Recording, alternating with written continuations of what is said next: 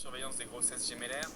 Je rappelle ici les recommandations françaises qui datent de 2009-2010 qu'on avait fait avec le Collège français, où la surveillance des bicorriales avait été proposée comme étant mensuelle.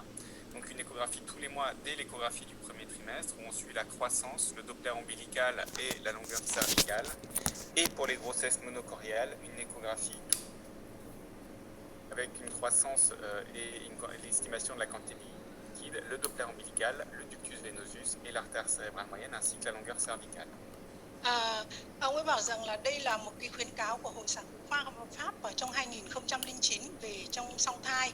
Thì cái thứ nhất là đối với những cái song thai mà hai bánh rau thì khi làm siêu âm thì chúng ta thấy rằng cứ một tháng thì mới làm một lần, theo dõi sự phát triển của thai, làm Doppler của động mạch rốn, đo chiều dài cổ tử cung.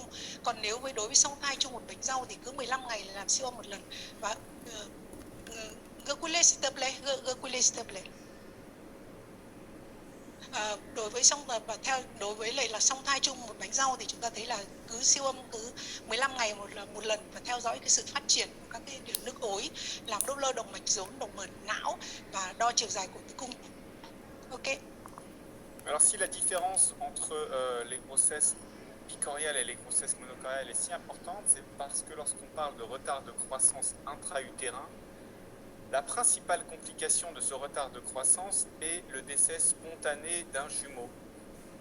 Chúng ta thấy rằng là một cái hậu quả rất là lớn của một cái song thai đấy là gì? Đấy là một cái thai chậm phát triển trong tử cung, và có thể là một cái nguy cơ nữa đấy là chính là một thai chết, một trong hai thai sẽ bị chết. Et cette conséquence du décès d'un jumeau est essentiellement celle du problème de la chorionicité que vous avez abordé juste avant. Và để lại một cái hậu quả rất lớn, đặc biệt là trong song thai mà chung một bánh rau thì nó để lại cái hậu quả cho cái thai sống còn lại là những cái tổn thương về hệ thần kinh là cực kỳ lớn. Dans les grossesses monocoriales, le risque pour le cojumeau et les risques en général pour la grossesse sont extrêmement plus élevés que dans une grossesse bicoriale. Và đối với trong song thai chung một bánh rau thì các cái biến chứng của nó là cực kỳ tăng cao khi mà so sánh với lại là trong song thai hai bánh rau riêng biệt. Vous avez ici les résultats d'une méta-analyse qui date de 2011. Đây là một cái nghiên cứu vào năm 2011 qui montre l'augmentation du risque pour de nombreuses lésions cérébrales ischémo-hémorragiques dans les grossesses monocoriales comparées aux grossesses bicoriales.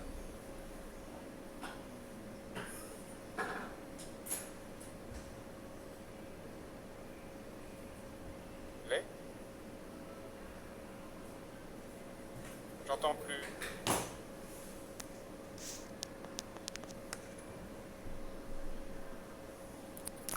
J'entends plus rien. J'entends plus. J'entends plus rien. Ça y est? Ah oui, ça y est. Ça y est? Okay. Le surrisque de lésions cérébrales et d'anomalies neurologiques pédiatriques, et on parle en général de retard mental et d'anomalies motrices, le surrisque est de l'ordre de x5 entre les grossesses monocoriales et les grossesses bicoriales en cas de décès spontané d'un jumeau.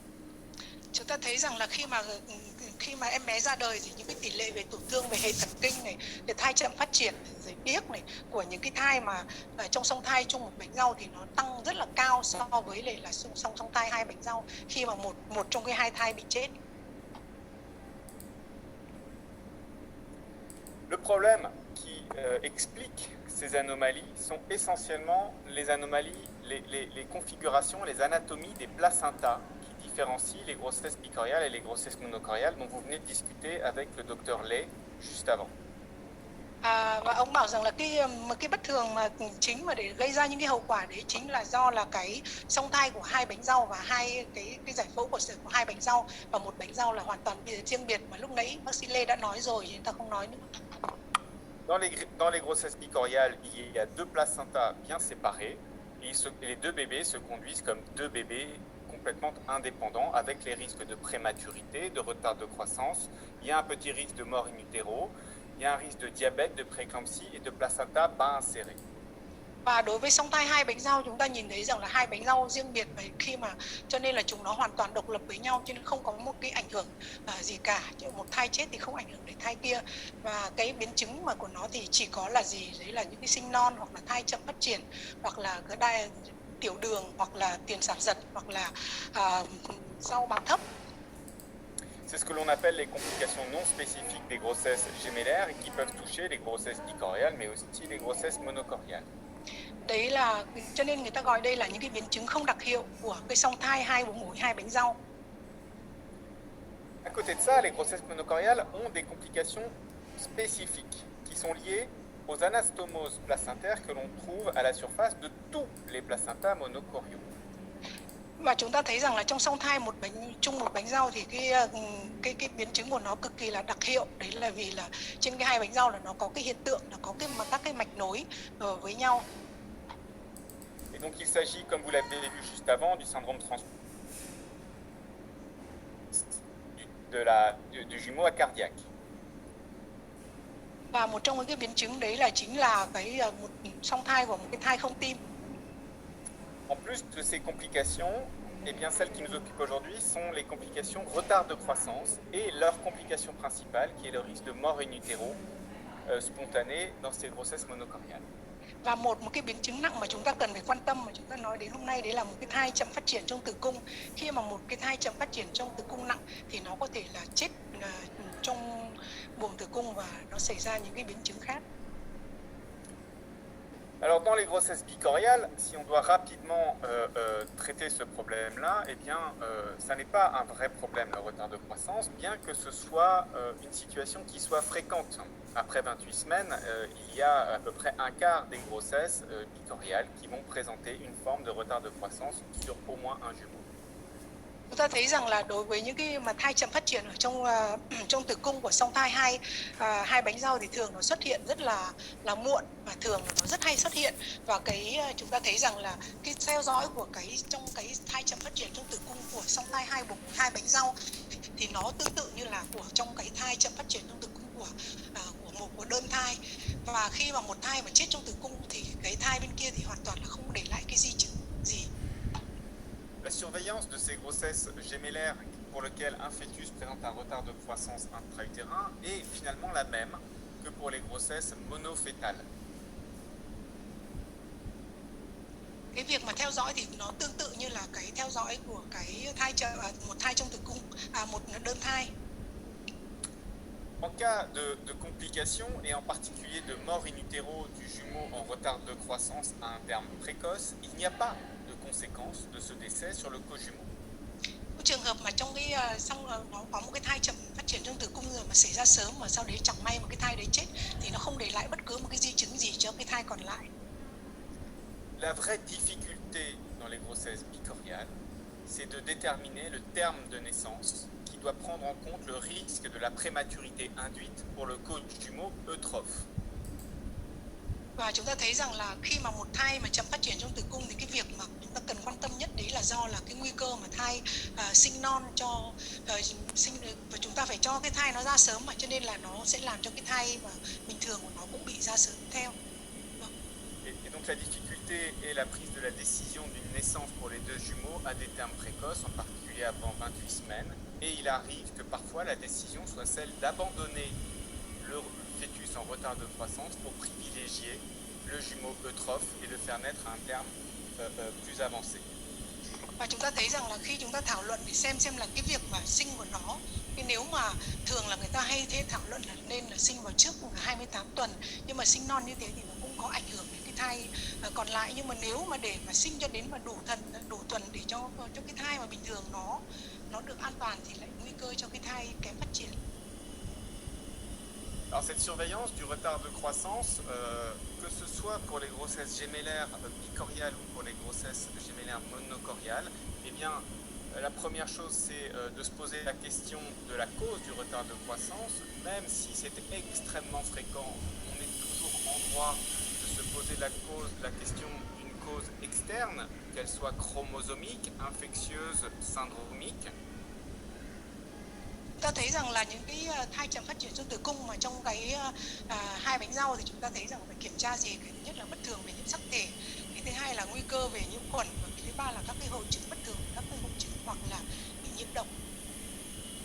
Et à ce titre, le NIPT, le diagnostic prénatal non invasif, ne résout absolument pas tous les problèmes, en particulier chromosomiques ou syndromiques, et il arrive souvent que l'on ait à faire une amniosynthèse pour faire le bilan de la cause de ce retard de croissance. Và chúng ta vừa đứng trước những cái bệnh cảnh đấy thì chúng ta cũng phải là chẩn đoán trước sinh và đôi khi là chọc ối để kiểm tra xem là có cái bất thường về nhiễm sắc thể hay không. Ensuite, la surveillance elle-même, eh bien, encore une fois, c'est la même que pour les grossesses singletons en retard de croissance. Eh bien, ça fait intervenir l'échographie et essentiellement la cérébrale moyenne, du ductus venosus et de l'artère ombilicale. La surveillance de la biométrie, de la croissance du périmètre abdominal, de la tête et du fémur. Et éventuellement, en fin de grossesse, on peut y adjoindre l'utilisation du monitoring et en particulier la variabilité à court terme, short term variation. Và chúng ta thấy rằng là cái theo dõi một cái thai chậm phát triển trong tử cung ở trong song thai hai bánh rau cũng tương tự như trong đơn thai, là chúng ta phải làm các cái theo dõi rất là chặt về cái làm về siêu âm, và đặc biệt là siêu âm của Doppler động mạch não và siêu âm Doppler của ống arang-thyroid, và chúng ta phải làm đo các cái kích thước hình thái học, đo cân nặng của thai nhi để xem như thế nào, và khi tuổi thai đã lớn thì chúng ta phải làm monitoring để xem là nó có bất thường hay không. Alors, ces anastomoses placentaires sont, elles, à l'origine des complications que l'on peut observer en cas de décès in utero. Và chúng ta thấy rằng là nếu trong song thai trong một bánh rau thì chúng ta cần theo dõi rất là chặt để mà phát hiện sớm những cái thai mà chết trong buồng tử cung. Et on avait déjà vu qu'en cas de décès in utero, le risque était multiplié par 5 d'avoir des lésions neurologiques, ce qui se traduit aussi par un risque pour le jumeau survivant en cas de décès de l'ordre de 50% de complications. Ces complications sont soit le décès in utero, soit des lésions cérébrales ischémo-hémorragiques. Và chúng ta thấy rằng là khi mà một cái thai mà chung bánh rau mà chết thì cái nguy cơ cho cái thai còn sống còn lại là chiếm tỷ lệ cho nó đến 50%, và cái nguy cơ thứ nhất đấy là chính là nó là bị chết, sau đấy cái thai kia chết thì cái thai còn sống lại nó cũng chết theo, hoặc là một cái nguy cơ nữa đấy là những cái tổn thương về thiếu máu não rất là lớn. Le mécanisme de ces lésions dans les grossesses monochoriales, eh bien, encore une fois, est lié à la présence d'anastomoses placentaires et s'explique par une anémie aiguë qui survient lorsque les résistances du jumeau décédé s'effondrent suite au décès, avec une exsanguination du cojumeau à travers les anastomoses placentaires dans le corps du fœtus décédé. Và chúng ta thấy rằng là cái cơ chế mà để thiếu máu cho cái thai sống còn lại đấy là một cái thiếu máu rất là cấp tính, vì khi một cái thai chết thì cái tuần hoàn của trong cái thai chết nó rất là thấp, và nó làm cho cái lượng máu từ trong cái thai sống mà nó chảy ngược từ cái thai sống sang thai chết, dẫn đến cái tình trạng là thai sống là thiếu máu một cách cấp tính. À la suite d'un décès, la première chose à regarder chez le fœtus survivant dans une grossesse monochoriale, eh bien, c'est le pic systolique de l'artère cérébrale moyenne, parce que vous le savez, c'est un reflet de l'anémie chez un fœtus. Và chúng ta thấy rằng là khi mà một cái thai mà chết ở trong buồng tử cung, cái dấu ấn đầu tiên mà chúng ta cần phải xem đấy chính là cái tốc độ tối đa của động mạch não giữa, mà để chứng tỏ rằng là hiện tượng thiếu máu khi mà một cái thai kia chết thì mất máu cấp của cái thai sống còn lại.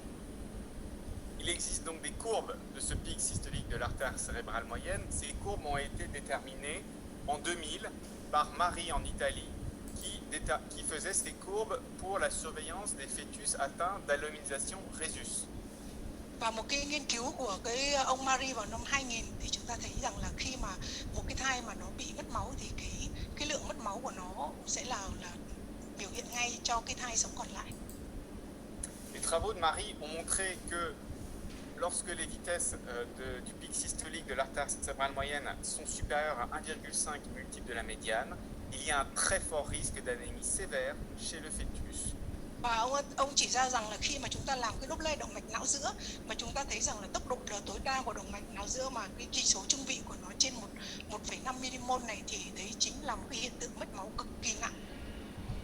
Et donc en cas de décès spontané spontanée d'un fœtus d'une grossesse monocoriale, si le co-jumeau est toujours vivant et s'il est anémique, la question c'est de le transfuser in utero. Và một cái câu hỏi xảy ra là khi mà một cái thai chết và một cái thai sống còn lại mà bị thiếu máu nặng như thế này thì liệu là chúng ta có nên là truyền máu cho nó ở trong buồng tử cung hay không? Alors, est-ce que cette transfusion in utero, lorsqu'il y a un fœtus avec un retard de croissance qui décède avec un co-jumeau anémique, est-ce que cette transfusion in utero protège le fœtus d'anomalies neurologiques? La réponse est non. Elle permet de le faire survivre pour pouvoir voir plus tard s'il développe des lésions neurologiques, mais malheureusement, il y a des lésions neurologiques même après transfusion, parce que l'événement qui survient, cette anémie aiguë, survient extrêmement brutalement dans les minutes ou les heures qui suivent le décès, et lorsque l'on transfuse, eh bien, on arrive bien après cet événement aigu, et il y a déjà eu des lésions cérébrales qui ont pu être constituées. Chúng ta thấy ông ấy một cái câu hỏi đặt ra là khi mà chúng ta nhìn thấy là một cái tình trạng mà thiếu máu não thế thì có nên truyền máu cho cái thai sống sót còn lại hay không? Thì một cái nghiên cứu mà ông ấy đưa ra rằng là ông ấy thấy rằng là ngay cả khi mà chúng ta truyền máu, khi mà phát hiện ra là cái thai chết nó bị thai chết rồi và cái thai sống còn lại thiếu máu cấp như thế thì truyền máu cho nó ở trong buồng tử cung, nhưng mà sau khi mà đẻ ra thì cái thai đấy vẫn có cái nguy cơ là bị tổn thương não. Vì tại sao mà nó lại có nguy cơ tổn thương não như thế? Vì nó xảy ra một cái hiện tượng là mất máu cực kỳ là cấp tính, cho nên khi mình truyền máu vẫn không đủ kịp để cho nó, và nó đã xảy ra cái hiện tượng mất máu và tổn thương não mất rồi. Ces lésions sont en général visualisées 4 à 6 semaines après le décès. Et vous voyez ici que chez ces fœtus qu'on a transfusés à Necker, dans le graphique en bas à gauche, eh bien, on a pu remonter, le taux d'hémoglobine en médiane était de 5 grammes au moment de la transfusion, et après la transfusion autour de 14 grammes. Vous voyez qu'on a pu remonter tous ces fœtus grâce à une transfusion, mais vous voyez ceux avec une barre sont ceux qui ont développé des lésions cérébrales, et donc ce qui confirme que malgré une transfusion in utero dans de bonnes conditions, malheureusement, il y a des fœtus qui vont présenter des lésions cérébrales, et je vous l'ai dit, 4 à 6 semaines, on les voit en échographie ou en IRM, 4 à 6 semaines après la constatation du décès. Ông ấy thấy đây là một cái nghiên cứu ở bệnh viện Necker, thì khi mà một cái thai mất máu, một cái thai sống còn lại là thiếu máu, chúng ta thấy rằng là cái lượng hemoglobin của nó lúc đấy chỉ có 5 gram thôi, và truyền máu ở trong buồng tử cung nó có thể lên đến 15 gram. Và nhưng mà cũng có một số trường hợp là sau 4 tuần của một thai chết và cái thai còn lại mà ông ấy siêu âm và ông kiểm tra lại thì nó vẫn có thể xuất hiện cái tình trạng là tổn thương não. Alors ce retard de croissance, le retard de croissance d'une grossesse monocoriale, donc vous l'avez compris, est bien plus compliqué à gérer que le risque des retards de croissance dans les grossesses bicoriales. Et en plus, on en distingue plusieurs types. Và một cái thai chậm phát triển trong tử cung của song thai chung bánh rau thì nó cao hơn nhiều và nhiều nguy cơ hơn nhiều so với lại là song thai hai bánh rau, và chúng ta thấy rằng là khi mà thai chậm phát triển trong tử cung thì người ta chia làm 3 type. C'est Eduard Gratacos qui travaille à Barcelone qui a fait une classification des retards de croissance. Le premier type, eh bien, c'est juste un bébé qui est petit mais sans aucune anomalie Doppler. Le deuxième type, c'est lorsque on voit apparaître des anomalies Doppler ombilicales qui sont continues, qui sont tout le temps là et qui ne changent pas lors de l'examen. Et le troisième type qui est spécifique en termes de spectre spécifique des grossesses monocoriales, c'est ce qu'on appelle des diastoles de l'artère ombilicale qui sont sinusoïdales. Lorsque on voit apparaître et disparaître, voire se négativer la diastole au cours de l'examen. Chúng ta thấy rằng là khi mà trong chậm phát triển trong tử cung có chọn lọc thì nó chia làm 3 type của Doppler. Cái thứ nhất là chúng ta nhìn thấy là type 1, đấy là khi mà chúng ta nhìn thấy rằng diastole, cái tốc độ dòng máu tâm trương của cái động mạch rốn của nó là hoàn toàn là bình thường. Mặc dù là cái thai nó nhỏ nhưng mà cái tuần hoàn của nó hoàn toàn là bình thường. Type 2 đấy là gì? Đấy là chúng ta nhìn thấy rằng là về tâm trương của nó là hoàn toàn không nhìn thấy, liên tục là chúng ta không nhìn thấy mất sóng tâm trương của cái Doppler động mạch rốn. Và một cái type 3 đấy là chúng ta nhìn thấy nó rất là cực kỳ là đặc biệt, đấy là khi mà chúng ta làm Doppler thì chúng ta sẽ thấy rằng là đôi khi nó bình thường, đôi khi nó mất. Đấy là cái Doppler, cái tâm trương của nó lúc bình thường và lúc mất. Ce spectre est tellement spécifique que lorsqu'on l'observe, même si on ne connaît pas la chorionicité par l'échographie du premier trimestre, on peut affirmer qu'il s'agit d'une grossesse monocoriale lorsqu'on l'observe. Répétez s'il te plaît, j'entends très mal. Ce spectre est tellement spécifique des grossesses monocoriales qu'on peut affirmer qu'il s'agit d'une grossesse monocoriale même si on n'a pas eu de chorionicité à l'échographie jusque-là. Và chúng ta thấy rằng là nó cực kỳ là đặc biệt đến như thế, cho nên là ngay cả khi mà chúng ta làm siêu âm mà chúng ta không có cái biết được là cái song thai này là hai bụng với hai bánh rau hay là một bánh rau, nhưng khi chúng ta nhìn thấy cái hình ảnh về cái bất thường về sóng Doppler này thì chắc chắn là chúng ta khẳng định đây là chính là song thai trong một bánh rau. Alors c'est très important de distinguer ces types et en particulier de rechercher les anomalies du Doppler ombilical dans les retards de croissance des grossesses monocoriales parce que le pronostic est très différent. Et Edward Grattakos a montré à plusieurs reprises que lorsque l'on a des anomalies du Doppler ombilical, il y a un risque bien plus élevé de décès spontané du petit fœtus et donc des conséquences sur le gros fœtus. Et vous voyez ici que le risque de leucomalacie ou d'hémorragie intraventriculaire ou de décès spontané est élevé non seulement pour le plus petit, mais aussi pour le plus gros, avec des termes de naissance qui sont bien plus faibles lorsqu'il y a des anomalies de Doppler ombilical que lorsqu'il n'y en a pas. Và chúng ta thấy rằng là khi mà một cái thai chậm phát triển mà nó mà bị chẳng hạn như là cái biến chứng của thai chậm phát triển trong tử cung mà nó chết chẳng hạn, hoặc nguy cơ cho cái thai lớn, cái vấn đề mà đặt ra đấy là chứng cái nguy cơ mà rất lớn cho cái thai lớn, vì chúng ta thấy rằng là những cái khi mà cái thai chậm phát triển trong tử cung chết thì không những là nó bị chết rồi thì cái thai lớn ấy nó bị là bất thường về ví dụ như tổn thương về chất trắng của nó rất là lớn này, hoặc là cái thiếu máu não này chẳng hạn, ví dụ như thế là đôi khi là có thể là một cái thai là chết ngay trong cái thai lớn, nó cũng chết luôn trong buồng tử cung.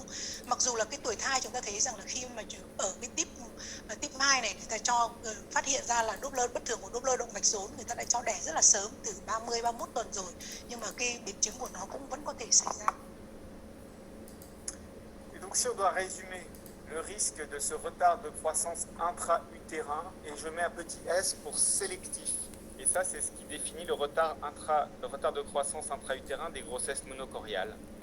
Les risques de ce retard de croissance intra-utérin sélectif dans les grossesses monocoriales, et le premier, c'est la mort in utero et l'anémie aiguë pour le co-jumeau avec les risques de décès et de lésions neurologiques.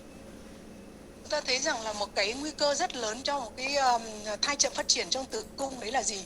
Là một cái thai mà chậm phát triển trong tử cung này thì nó rất là chọn lọc và nó thiếu máu, một cái thiếu máu rất là cấp tính, và cuối cùng nếu mà khi mà một cái thai nhỏ nó chết đi thì cái thai lớn nó sẽ bị thiếu máu.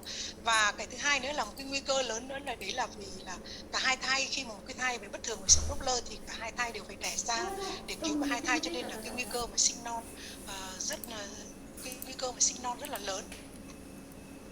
Le deuxième risque, et qui est bien plus important que dans les grossesses clitoriales, c'est celui de la prématurité, parce que lorsque l'on arrive à des termes de viabilité, eh bien, la prévention, l'objectif est de prévenir la mort in utero spontanée, et on est parfois amené à faire naître les bébés à des termes très prématurés, avec les risques que cela comporte, encore une fois, pour le jumeau eutrophe.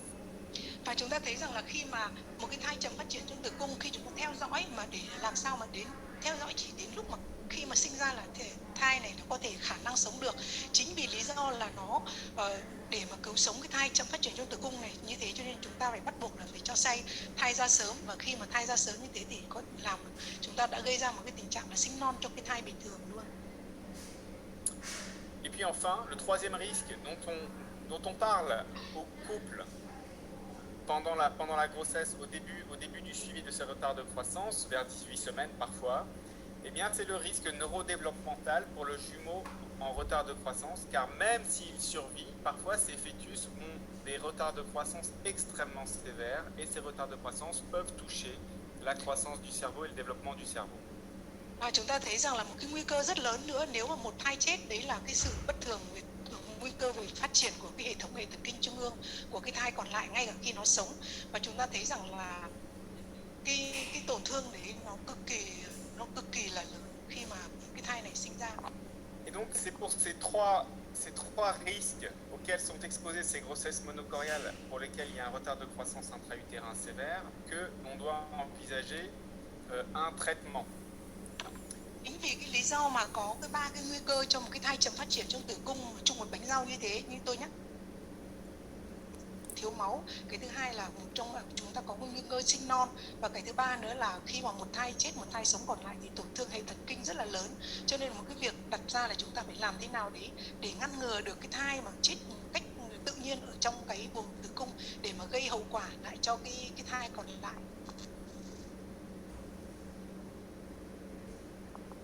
Continue step play. Hình như mất đường truyền hay sao? Julien? Oui. Continue s'il te plaît. M'entends? S'il te plaît, on va continuer. Oui.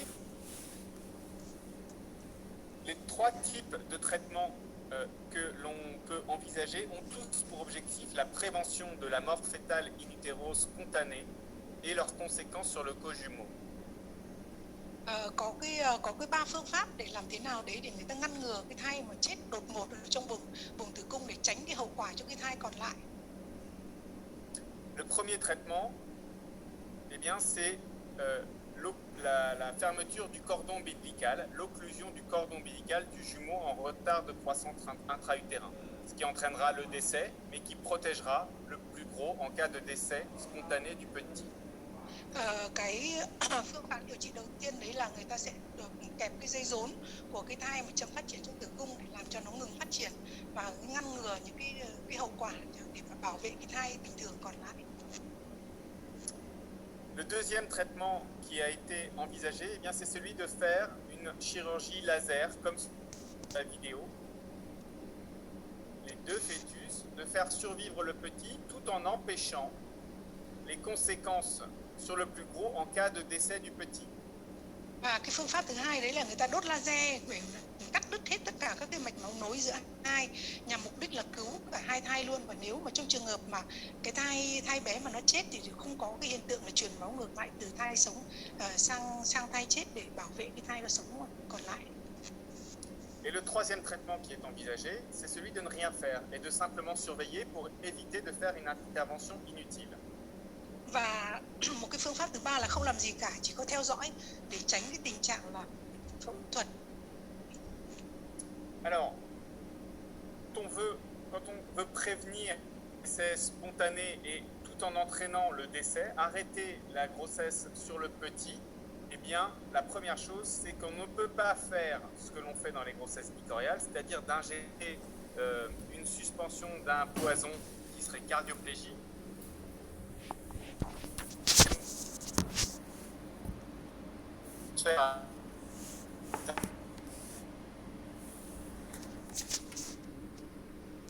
Thai hai bánh rau khi chúng ta giảm thiểu thì chúng ta sẽ tiêm thuốc vào buồng tim hoặc mạch máu để làm cho cái thai chết. Nhưng nếu mà trong song thai chung một bánh rau thì tuyệt đối là không được tiêm thuốc vào trong mạch máu, vì khi đấy thì thuốc nó sẽ chảy đi theo cái đường dẫn và nó chảy ngược sang cái thai kia và thai kia chết nốt. Không được Dans les grossesses monocoriales, un féticide ne peut être réalisé que par occlusion vasculaire chirurgicale. Và chỉ có một cái phương pháp để mà hủy một cái thai đấy là chúng ta đốt các cái mạch máu bằng phương pháp phẫu thuật nội soi. Alors, ces techniques d'occlusion, la première est celle de la coagulation de cordon. Alors bien sûr, ça va entraîner le décès du fœtus dont on coagule le cordon, mais ça va protéger le co-jumeau. Et pour cela, il y a plusieurs techniques. On peut faire une coagulation du cordon par fétoscopie. On peut utiliser une pince bipolaire dont je vous montre un type de pince qui font 2 mm de diamètre. On peut utiliser une aiguille de radiofréquence, c'est ce que je vous montre ici avec ce petit parapluie d'aiguille qui est déployé dans l'insertion ombilicale du cordon et qui entraîne une coagulation radiofréquence. Certains auteurs utilisent une fibre laser qui est insérée dans le foie pour coaguler encore une fois le fœtus dont on cherche à arrêter la circulation. Et enfin, certains auteurs ont fait des ligatures avec des fils du cordon in utero. Chúng ta thấy rằng là có những cái kỹ thuật mà để có thể làm đứt mạch máu, làm đốt mạch máu của của dây rốn để làm đình chỉ cái thai kém phát triển. Cái thứ nhất là người ta có thể là đốt bằng laser qua nội soi thai nhi. Cái thứ hai là người ta có thể là dùng cái panh giao điện hai cực đấy, để người ta kẹp cái dây rốn. Và cái thứ ba là người ta dùng bằng cái đốt dây rốn bằng cái sóng radio.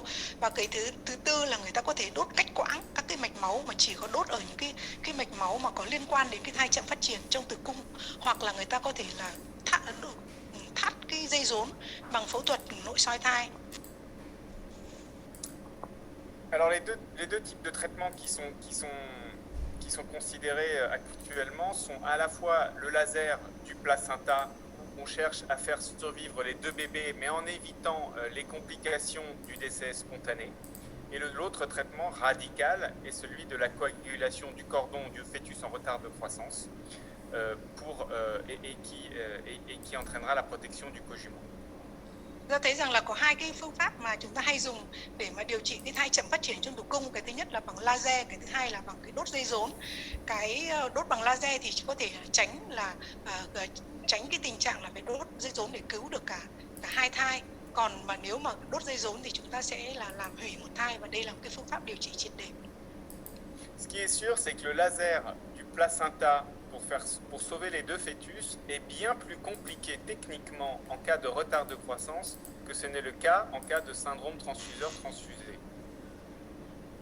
Chúng ta thấy rằng là chúng ta chỉ làm trong những cái trường hợp mà nếu mà chúng ta làm laser mà trong những cái trường hợp mà thai chậm phát triển trong tử cung mà có các cái hội chứng truyền máu trong thai. C'est essentiellement lié au fait qu'il n'y a pas d'hydramnios et c'est beaucoup plus difficile d'explorer le placenta dans ces conditions-là.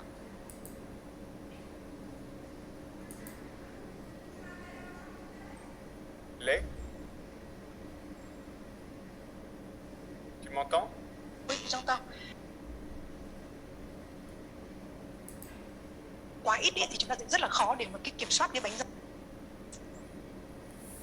Alors on a récemment évalué ces trois types de traitements, que ce soit la chirurgie par laser, que j'ai appelé ici SFLC, qui est Fetoscopic Laser Coagulation of the Placenta. Ici, cord occlusion, où on fait une coagulation de cordon, 51 cas à l'hôpital Necker. Et puis dans 49 cas, on n'a rien fait, on a simplement surveillé. Alors ce qui est sûr, c'est que dans cette étude que l'on a publiée l'année dernière, eh bien, les cas pour lesquels on a fait une intervention soit chirurgicale par laser, soit coagulation de cordon, sont des cas beaucoup plus sévères que lorsqu'on a simplement surveillé. On voit que dans tous ces retards de croissance qui avaient tous des anomalies des Doppler, eh bien, la discordance de croissance est bien plus marquée dans les cas que l'on a opéré in utero que dans les cas que l'on a simplement surveillé. Et les Doppler également étaient plus sévères dans les cas opérés in utero que dans les cas surveillés. Chúng ta thấy rằng đây là có 3 cái phương pháp mà để mà điều trị cái thai chậm phát triển trong tử cung. Phương pháp thứ nhất đấy là chúng ta làm cái phẫu thuật mà đốt mạch máu qua laser. Cái thứ hai là kẹp dây rốn, và cái thứ ba là không làm gì. Tuy nhiên là các bạn thấy rằng là khi mà chúng nghiên cứu thì thấy rằng là cái phương pháp mà để không làm gì đấy thì cái tình trạng mà cái cân nặng của nó, bất tương xứng của nó cũng ít hơn. Cái thứ hai là cái tình trạng Doppler của nó cũng không hề nặng. Cho nên là so với lại cái phương pháp đốt dây rốn và cái kẹp dây rốn mà cái phương pháp đốt laser thì cái mà phương pháp theo dõi là ở những cái trường hợp mà nhẹ, bệnh nhân nhưng ở cái mức độ nhẹ. Mais néanmoins, lorsqu'on regarde les résultats, les issues de grossesse de ces trois groupes de traitements différents, encore une fois, à gauche, laser placentaire pour sauver les deux fœtus, ici, coagulation du cordon, et là, expectative, on ne fait rien et on surveille, et bien les différences sont très différentes. Dans les grossesses surveillées, qui étaient les moins sévères, eh bien, on a une très bonne survie finalement des fœtus. À la fois le plus petit, 73% des cas ont survécu, et le plus gros, 82% des cas. Chúng ta thấy rằng là trong khi mà chúng ta cho xem về cái tỷ lệ của cái kết quả của các cái em của cái tiến triển của cái thai song thai mà khi chúng ta không điều trị gì thì chúng ta thấy rằng là cái kết quả của nó rất là tốt. Ngay cả khi là những cái thai chậm phát triển trong tử cung hoặc là những cái thai bình thường của nó thì kết quả của nó cũng khá là tốt.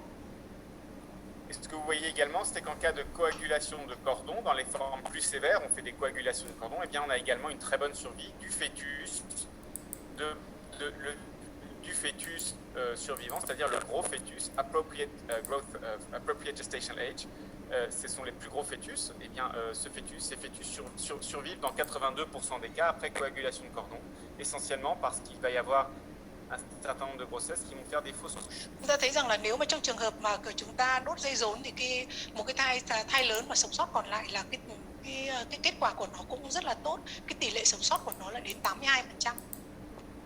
Si on regarde le petit groupe de patients pour lequel on a fait un traitement concerné pour faire survivre les deux fœtus, vous voyez que les issues sont extrêmement mauvaises. Và chúng ta thấy rằng là khi mà đối với những cái thai chậm phát triển trong tử cung mà cái nhóm nghiên cứu mà chỉ làm đốt mạch bằng laser thì chúng ta thấy rằng là cái kết quả của nó phải cực kỳ là tồi. Vous voyez que déjà le terme de naissance est bien inférieur, 30 semaines, bien inférieur aux deux autres groupes. Chúng ta thấy rằng là cái tuổi thai mà để cho thai sinh ra ấy là nếu mà đốt bằng cái laser thì là nó rất là thấp so với lại là khi đốt dây rốn hoặc là không làm gì. Tuổi thai là có 30 tuần, trong khi đấy đốt dây rốn rồi thì cái tuổi thai trung bình mà sinh ra là 35 tuần và cái mà không làm gì là 32 tuần.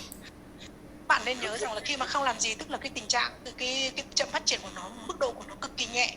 Còn đối với những cái thai mà đốt dây rốn hoặc là đốt laser thì tình trạng thai chậm phát triển trong tử cung rất là nặng. L'objectif du traitement par laser était de faire survivre les deux fœtus en protégeant le plus gros. Et vous voyez que cet objectif n'est atteint que dans 15% des cas. Il n'y a que 15% des grossesses pour lesquelles les deux fœtus sont vivants à la naissance. Và chúng ta thấy là ngay cả khi mà chúng ta cố gắng để bảo vệ cả hai đứa thì cái tỷ lệ phần trăm mà sống sót của cả hai khi mà sinh ra cũng chỉ có 15%. L'objectif de ce traitement par laser était également de protéger le plus gros du décès spontané du plus petit. Et vous voyez que le plus gros fœtus ne survit que dans 40% des cas. Và trong khi đấy thì ngay cả khi chúng ta làm để chúng ta cố gắng là bảo vệ cả hai thai thì cái thai bé thì đã chết rồi, nhưng mà cái thai lớn này để mà bảo vệ nó, cái tỷ lệ sống của nó cũng chỉ có 38%. Et vous voyez également que malgré la chirurgie qui a été réalisée sur le placenta, eh bien il y a eu 23% de complications aiguës post-opératoires placentaires, c'est-à-dire soit une exsanguination, une anémie aiguë chez le cojumeau, chez le fœtus de poids normal, soit un TAPS. Chúng ta thấy rằng khi mà chúng ta cố gắng đốt nó như thế thì nó có những cái biến chứng ngay lập tức sau khi phẫu thuật là cái hiện TAPS. Et donc, ce que l'on peut dire, c'est que cette chirurgie placentaire qui visait à faire survivre les deux bébés en protégeant le plus gros est un échec complet. À la fois parce que ça ne fait pas survivre le petit, à la fois parce que ça met un grand risque le plus gros, et que finalement les deux objectifs que l'on avait pour cette chirurgie ne sont pas atteints lorsque l'on fait cette intervention. Chúng ta thấy rằng là để mà làm cái phương pháp laser để mà muốn cứu cả hai đứa thì chúng ta phải có những cái điều kiện. Cái thứ nhất là cái cân nặng của nó là ở cái mức độ nhẹ, tức là cái chênh lệch cân nặng của nó là phải dưới 30% và cái Doppler của allantois của nó là phải bình thường. Et donc finalement, la réflexion qu'il doit y avoir pour le traitement des grossesses monocoriales pour lequel un fœtus est en retard de croissance, eh bien, doit tourner autour de deux traitements, soit une coagulation du cordon, soit ne rien faire. Và cho nên là để mà điều trị ở trong cái thông thai mà có một thai chậm phát triển trong tử cung thì có hai cái mà chúng ta nên làm. Cái thứ nhất là hoặc là chúng ta kẹp dây rốn, hai là không làm gì. Nos résultats suggèrent que on peut éviter une intervention coagulation de cordon lorsqu'il n'y a pas de discordance trop importante, lorsque la discordance est de moins de 30%, lorsqu'il y a un ductus veineux qui montre encore une onde A positive. Et dans ces cas-là, on a une survie globale qui est proche de 80% avec un terme d'accouchement à 32 semaines et des estimations de poids qui a à terme lors de la naissance entre 1,2 kg et 1,6 kg. Chúng ta thấy rằng là đối với những cái trường hợp mà chúng ta chỉ không điều trị gì cả mà chỉ có theo dõi không thì chúng ta thấy rằng là cái tỷ lệ sống sót của nó đến chỉ trên 81% đối với cái thai chậm phát triển, và cái tuổi thai mà sinh ra của nó là trung bình là 32% và cân nặng trung bình của nó là, mặc dù là nó chênh lệch 20% nhưng một đứa trẻ sinh ra là cân nặng trung bình của nó là 1,2 cân và 1,6 cân. les autres cas, notre attitude est maintenant de ne pas proposer de laser placentaire, mais de proposer des coagulations de cordon. Với những cái trường hợp nặng thì không nên là điều trị bằng cái laser mà nên là kẹp dây rốn. Alors quand faut-il faire cette coagulation de cordon si on doit la faire? Eh bien, il faut préférer après 18 semaines pour éviter les fausses couches, mais pas trop tard non plus parce qu'à partir de 30-32 semaines, l'intervention devient plus risquée avec une procédure qui devient plus difficile. Và khi mà kẹp dây rốn thì khi nào thì nên làm, thời điểm nào là làm là tốt nhất? Chúng ta thấy rằng là cố gắng là nên làm sau 18 tuần, nếu mà có thể chờ đợi được đến sau 18 tuần là tốt nhất. Còn nếu mà khi chúng ta chờ đợi đến 30 đến 20 tuần thì cái nguy cơ nó rất là lớn và cái kỹ thuật làm của nó cực kỳ là khó khăn. Là, dans cette méta-analyse de Rossi et d'Addario avait clairement montré qu'avant 18 semaines, le risque de fausse couche était bien plus élevé et donc notre attitude c'est d'essayer d'attendre autant que possible un terme de 18 semaines ou plus pour faire cette intervention. Và chúng ta thấy là cái nghiên cứu đã chỉ ra rằng là nếu mà cái kết quả của nó cho sẽ rất là tốt nếu mà chúng ta có thể chờ đợi được đến cái tuổi thai trên 18 tuần. Alors comment fait-on cette coagulation de cordon? Eh bien, il y a encore une fois plusieurs techniques, que ce soit une coagulation avec une pince bipolaire, soit on peut utiliser une fibre laser pour aller coaguler le cordon, soit on fait radiofréquence. Ça dépend beaucoup de l'expérience de l'opérateur, du matériel disponible. Il n'y a pas beaucoup de différence entre les techniques à partir du moment où on maîtrise bien la technique que l'on a à disposition. Chúng ta thấy có mấy cái những cái technique nào, cái kỹ thuật nào thì nên chọn để làm kẹp dây rốn, là chúng ta thấy rằng là có thể hoặc là dùng cái dao hai cực hoặc là chúng ta sẽ làm bằng dao laser và cũng có thể là làm bằng cái sóng radio, sóng cao tần radio thì có thể làm được. Nhưng mà chọn lựa những cái kỹ thuật này là phụ thuộc vào những cái điều kiện kỹ thuật khác nhau. Il n'y a pas d'étude randomisée qui ait jamais comparé les techniques entre elles. Les techniques les plus employées sont l'ablation radiofréquence, RFA, et la coagulation à la pince bipolaire. Et vous voyez que dans cette étude qui date un petit peu et qui est la seule que j'ai disponible, eh bien, le taux de prématurité et de survie sont équivalents entre les deux techniques, RFA et coagulation bipolaire à la pince. Chúng ta thấy rằng là đối với không có một cái nào ở trong cái technique này, đúng không? Ngẫu nhiên.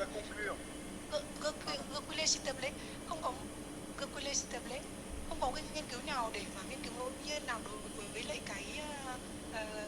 đối với các kỹ thuật này, nhưng mà chúng ta thấy rằng là các cái nghiên cứu thì chỉ ra rằng là đối với những cái trường hợp mà đốt kẹp dây rốn hoặc là bằng sóng radio thì tất cả cái kết quả nó cho nó gần như là tương đồng nhau. Et donc pour conclure sur ce retard de croissance intra-utérin dans les grossesses gémellaires, pour les grossesses bicoriales, le retard de croissance intra-utérin est fréquent et ne pose pas de grands problèmes en dehors de la gestion du terme de naissance. Để mà kết luận thì tôi nói rằng là đối với cái song thai mà hai bồng gối, hai bánh răng chậm phát triển thì cái thai chậm phát triển của nó thì thường rất là hay gặp, và cái theo dõi của nó thì hoàn toàn tương tự như là cái theo dõi của một cái đơn thai và không có chỉ định là hủy thai nếu mà một thai chậm phát triển. Dans ces grossesses bicoriales, il n'y a peu ou pas d'indication de féticide avant la naissance. Và không có một cái gì là cái đặc biệt ở trước khi mà thai sinh ra. Les grossesses monocoriales, les choses sont complètement différentes et la prise en charge doit veiller à la prévention des risques pour le co-jumeau. Và cái đặc biệt thì trong cái song thai mà chung một bệnh rau thì cái vấn đề theo dõi của nó lại hoàn toàn là khác nhau, vì để làm sao mà ngăn ngừa được cái nguy cơ cho cái thai còn lại. Pour les formes les plus sévères et les plus précoces, on peut proposer une coagulation du cordon, en particulier lorsqu'il y a des anomalies Doppler et une discordance de plus de 30% entre les deux fœtus. Đối với những cái thể mà nặng, nếu mà cái thai chậm phát triển xuất hiện sớm và có bất thường của sóng Doppler thì người ta khuyến cáo là nên là kẹp dây rốn ngay khi mà bất thường sóng Doppler này, hoặc là cái tỷ lệ cân nặng nó có chênh nhau trên 30%. Une surveillance est possible dans les formes peu sévères et précoces. Và người ta có thể theo dõi ở trong những cái thể mà nó xuất hiện là rất là muộn hơn và không có nặng, tình trạng của chậm phát triển không có nặng quá. Mais un traitement laser dont l'objectif serait de prévenir les risques pour le co-jumeau tout en faisant survivre le fœtus en retard de croissance est un mauvais traitement et doit être abandonné. Và người ta thấy rằng là trong cái song thai chậm phát triển trong tử cung mà người ta điều trị laser để mà nhằm mà cứu cả hai đứa thì đấy là một cái kỹ thuật không nên làm. Et bien sûr, pour les formes les plus tardives, après 28 semaines, il n'y a plus d'indication de traitement in utero et c'est une naissance qu'il faut envisager avec une certaine prématurité. Và chúng ta thấy rằng đối với những cái tình trạng mà thai chậm phát triển trong tử cung mà xuất hiện muộn hơn thì không có chỉ định phẫu thuật, mà xuất hiện vào sau 28 tuần chẳng hạn thì chúng ta nên cho thai đẻ ra luôn chứ không cần phải điều trị nữa. Merci beaucoup. Merci, c'est Julien. Julien, après j'ai une patiente que mais tu vas faire échographie avec moi après le. À quelle heure? Parce que là, je dois aller au bloc opératoire. Après, je vais faire une échographie pour une patiente. J'ai besoin de ton avis. Tu vas faire l'intervention maintenant? Oui. Donc, maintenant la participante demande quelques questions avec toi. Oui. On va discuter maintenant pour que je peux te libérer. Bien sûr, on peut discuter un peu quand même.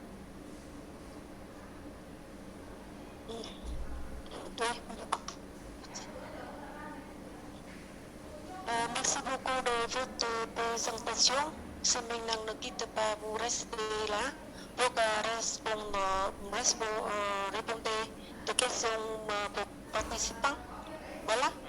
Các bạn ơi, bây giờ thế này, để ông còn phải đi làm với đi mổ, thế cho nên là có lẽ là tất cả các bạn đang tham gia trong cái chương trình hội thảo này có câu hỏi gì cho ông ấy về những cái vấn đề liên quan mà phần trình bày của ông trình bày. Các em tranh thủ, các bạn tranh thủ hỏi luôn thì có những câu hỏi gì cháu Long. Tôi sẽ tranh thủ hỏi trước một câu. Riêng trong cái question à te proposer. C'est vraiment demander ton avis. Hier, j'ai vu une patiente grossesse gémellaire, mais je ne sais pas c'est monocoréenne ou bicoréenne parce que elle n'est pas là, donc je ne fais pas échographie au premier trimestre.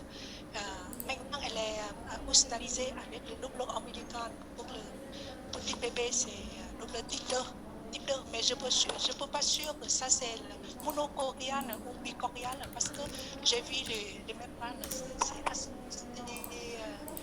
épaisse et je ne suis pas sûre. Et qu'est-ce qu'il faut faire avec le... Ils sont de même sexe? Hein? Les fœtus sont de même sexe? C'est deux garçons ou deux filles? Oui, bien sûr, c'est le même sexe. Et tu es à quel terme? À 21 semaines. Eh ben,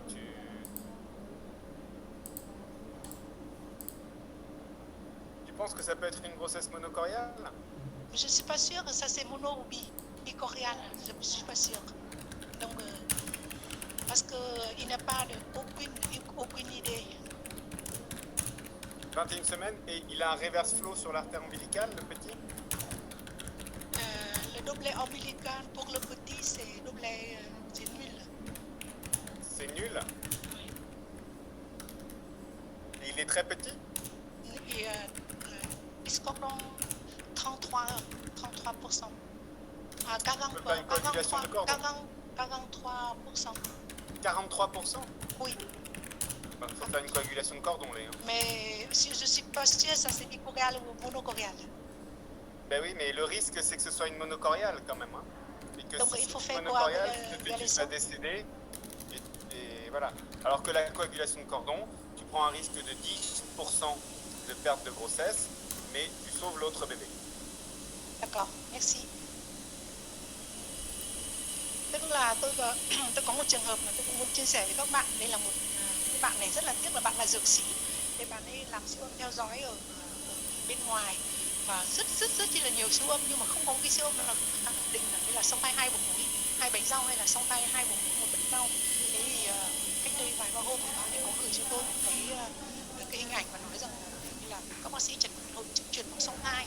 Thế bạn ra xem thì khi mà tôi xem thấy rằng đây không phải chứng chuyển mục song thai nhưng mà đây là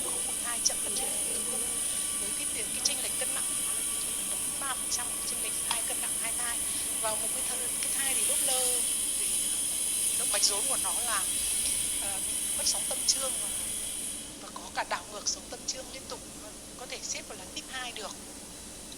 Thế nhưng vì tu pourrais faire les ce que tu peux faire dans un dossier comme ça, si tu as un peu de temps, c'est de faire une amniosynthèse sur les deux fœtus et de faire une étude des microsatellites en génétique. Et ça, si jamais tu as la chance d'avoir une grossesse dizygote, tu pourras dire qu'elle est bicoriale. Mais si tu as une grossesse monozygote, tu ne pourras pas savoir. Donc, c'est pas un très bon examen, parce que c'est pas sûr que ça marche. Mais si tu veux vraiment faire le maximum d'examens avant de faire une coagulation de cordon, tu peux faire une étude de zygosité. Mais il faut attendre 3 semaines pour avoir les résultats. Voilà, donc ça c'est pas possible. Voilà. Oui, c'est ça. Donc 3 semaines pour avoir les résultats. Si tu as du temps devant toi pour la grossesse, eh bien tu peux faire ça. Bof.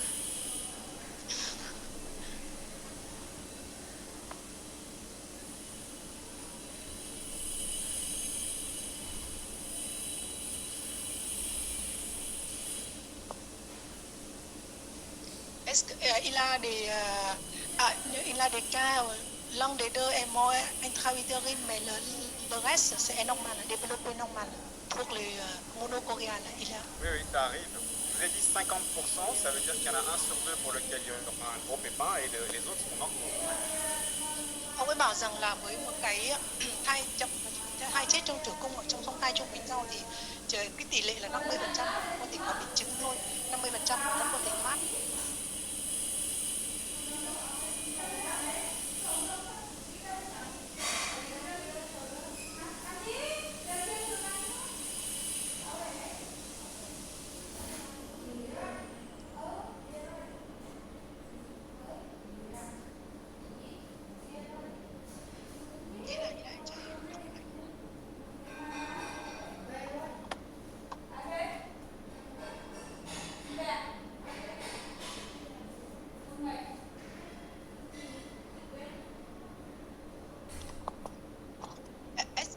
Vous avez le taux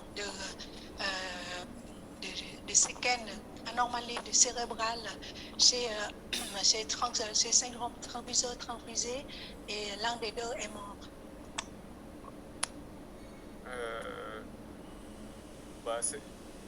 Encore une fois, hein, lorsqu'il y a le décès d'un jumeau, on a 50% de complications sur le co-jumeau. Dans ces 50%, il y en a qui décèdent. Il y en a qui sont des décès et d'autres qui sont des survivants avec des lésions cérébrales. L'autre réponse que je peux faire, c'est que même en dehors de la mort in utero d'un fœtus, il y a des lésions cérébrales dans les syndromes transfuseurs-transfusés. Puis on avait publié également qu'en cas de syndrome transfuseur-transfusé, même sans le décès, il y a 2% de fœtus qui vont avoir des lésions cérébrales à cause du syndrome transfuseur-transfusé. 2% c'est très peu, mais c'est quand même ça. Ông ấy bảo rằng là đối với một cái thai mà chết, thai có hội chứng truyền máu song thai, mà một thai chết thì cái tỷ lệ mà bất thường tổn thương về hệ thần kinh là chiếm là tỷ lệ là 50%.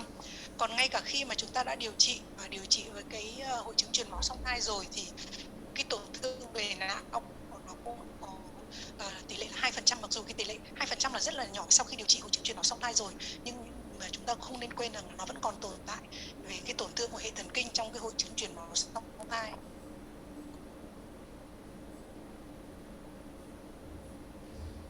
Có ai hỏi gì nữa không nhỉ các bạn?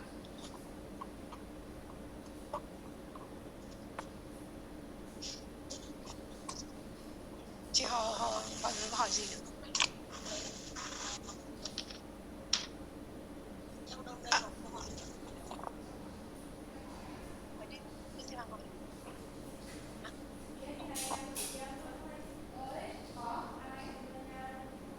Donc avec la patiente, maintenant il faut que je fasse coagulation. Oui. Oui. Et deuxième chose que c'est extra de conférence, j'ai déjà téléphoné avec monsieur pour l'optique, mais il me disais qu'il ne travaille plus avec. Non, je pensais, je vous ai mis en contact parce que je pensais qu'il vendait un scope. Mais en fait, il est en cours de construction. Il l'a pas encore, il le vend pas encore. Je pensais qu'il avait fini. Donc lui, il est super. Hein. Il vend plein de matériel de fétoscopie, mais il fait pas encore les scopes. Il va en faire un lui-même avec sa société. Je sais pas sinon comment faire pour que tu aies un scope. La seule chose que tu peux faire, c'est, je peux te mettre en... Il y a personne ne vend de scope à Hanoï là? Si, mais maintenant, on ne peut pas acheter. Et là, tu n'en as plus? Oui, je n'ai plus. Comment tu peux faire? Tu peux m'aider? Je sais pas trop. Tu peux en acheter. Je sais pas si tu peux en acheter un en France et le faire livrer à Hanoï. Si tu peux trouver une solution, tu peux m'aider s'il te plaît. Ben, je peux te mettre en contact avec les gens de Stork. Oui. Maintenant, on va continuer pour les questions pour les participants. D'accord? On va discuter. D'accord.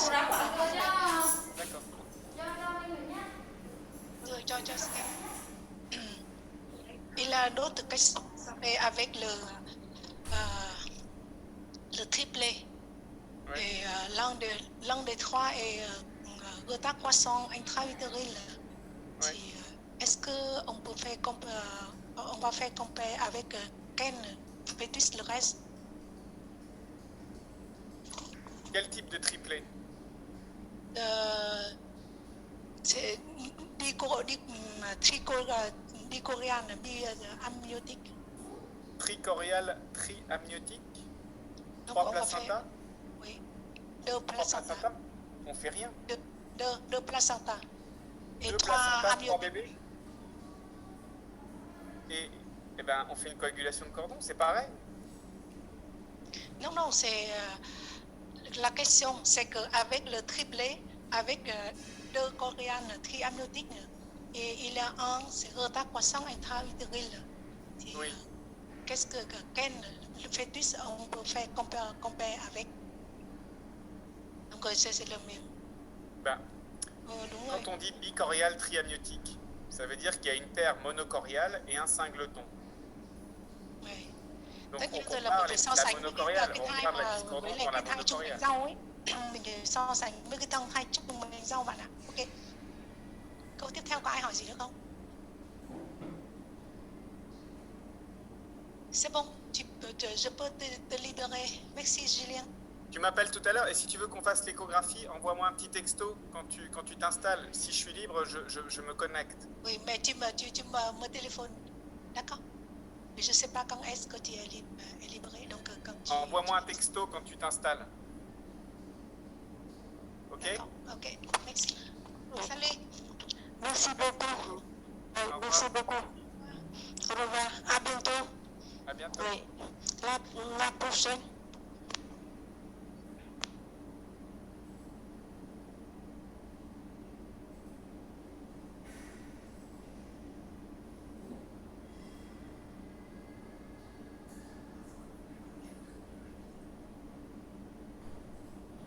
Để giới thiệu Tiểu Hoàng.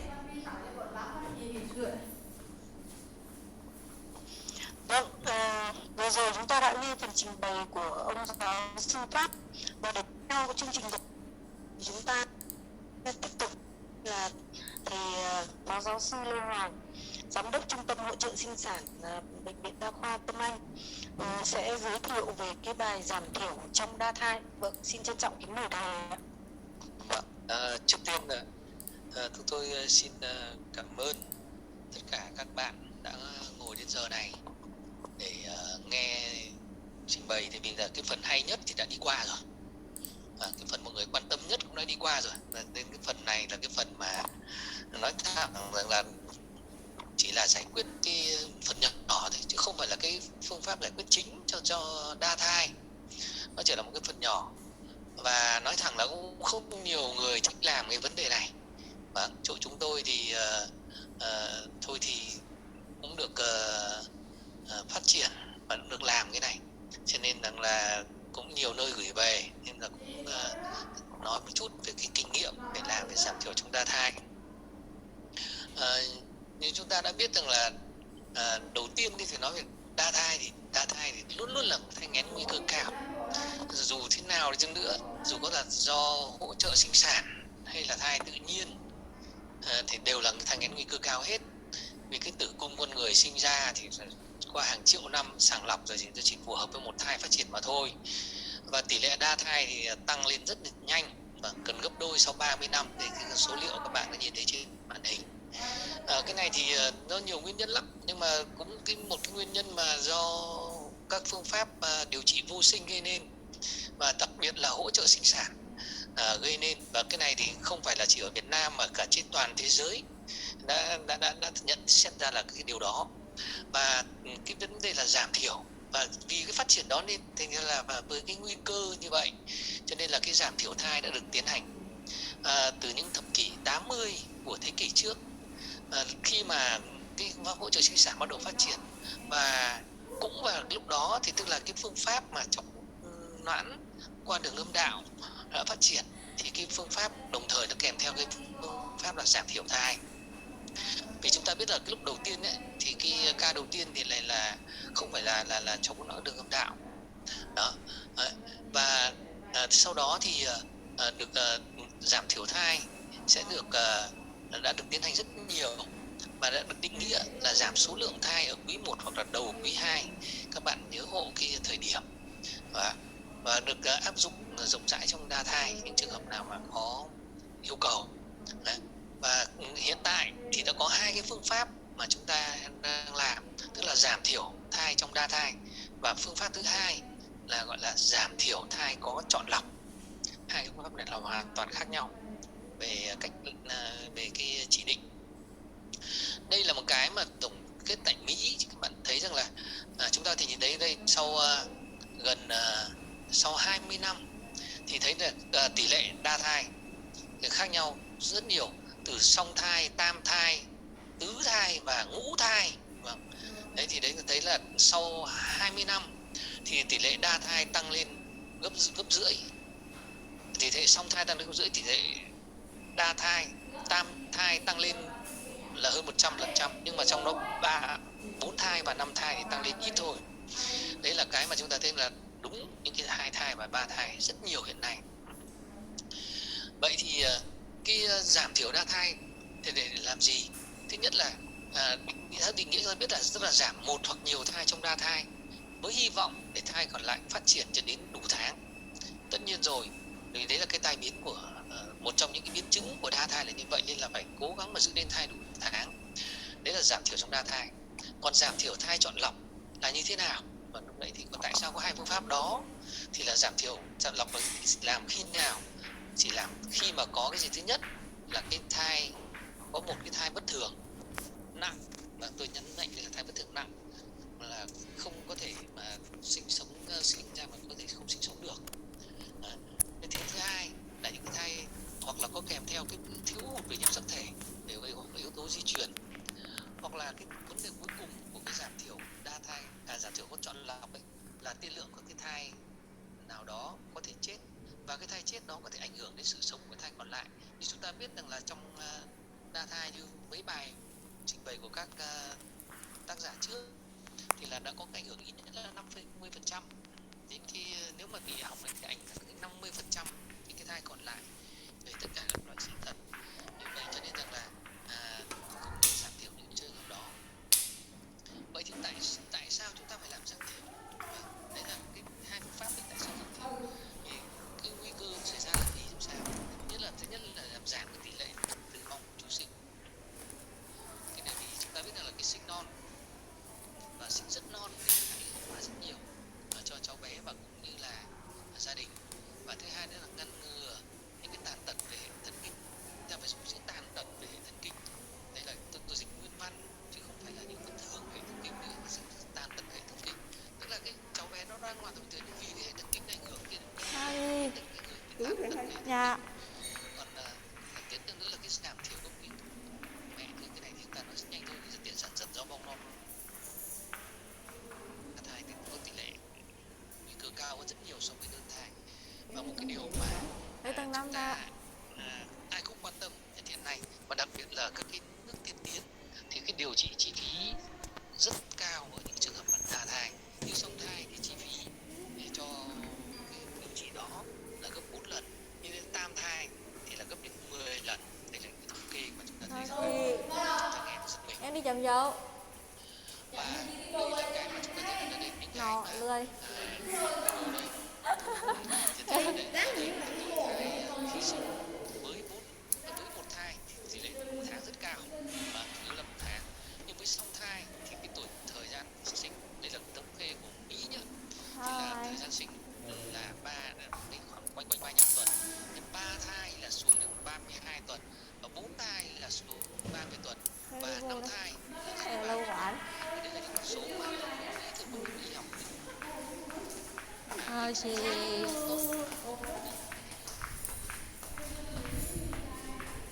Đây là cái mà người ta mới tiến hành so sánh trước khi giảm thiểu và sau khi khác nhau cái gì, thì thấy rằng là đây, và tỷ lệ sảy thai trước và sau thủ thuật đối với trường hợp 5 thai thì tỷ lệ sảy thai tức là trước 22 tuần đó thì là hơn 50%, còn 5 thai là bị sảy thai.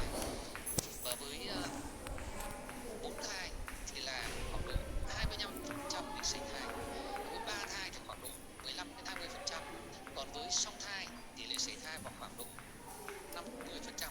Nhưng nếu mà sau giảm thiểu thai thì các tỷ lệ sảy thai này đối với 5 thai, 4 thai, 3 thai đều giảm xuống, và thường là khoảng đều dưới 10% hết. Đấy là cái mà chúng ta thấy rằng là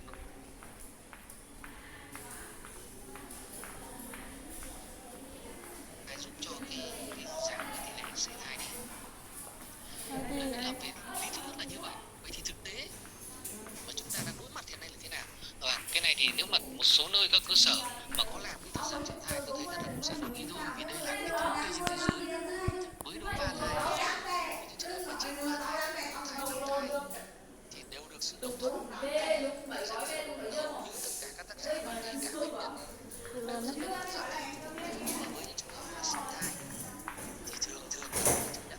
Tôi không hiểu cho các bạn thế nào, trong chúng tôi là nếu mà chẳng may có trường hợp song thai mà nó nhân là giảm thiểu thì hầu bệnh nhân từ chối, và bệnh nhân giữ cái song thai đó.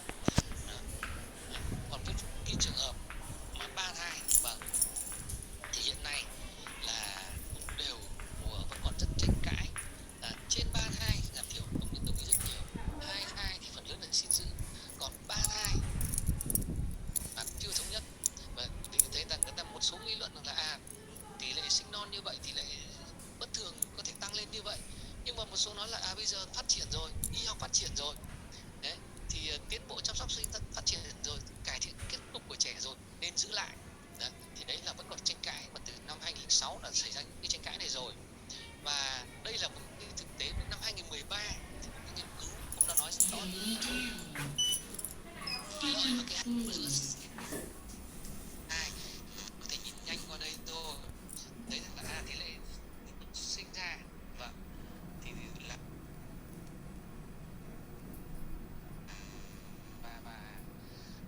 song thai, và tỷ lệ thai chết là rồi